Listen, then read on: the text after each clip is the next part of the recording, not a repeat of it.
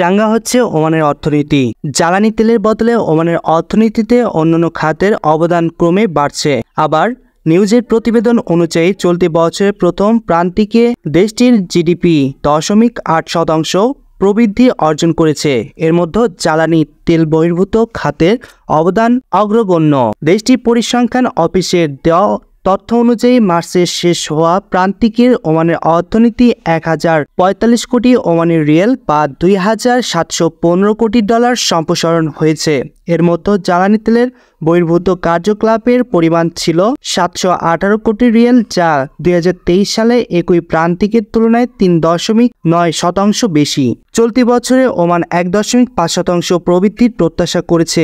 এর লক্ষ্যমাত্রা অর্জনে গ্যাস উৎপাদন বৃদ্ধি ও জ্বালানি তেলের ওপর নির্ভরতা কমানোর চেষ্টার অব্যাহত রেখেছে দেশটি।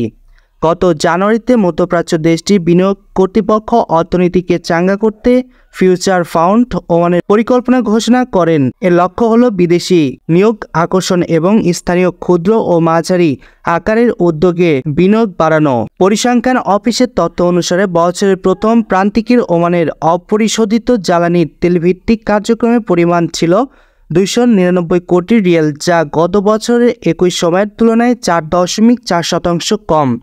প্রাকৃতিক গ্যাস থেকে আয় 2023 সালে একই সময়ের তুলনায় গত জানুয়ারি মাসে প্রান্তিকের 0.1% কমে প্রায় 52 কোটি 44 লক্ষ রিয়েলে দাঁড়িয়েছে। এছাড়া শিল্প উৎপাদন কার্যক্রম 218 কোটি রিয়েল হয়েছে।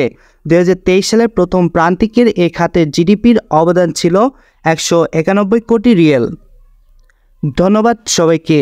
পরবর্তী নিউজ আপডেট পেতে SM News 24 এর সাথে থাকুন।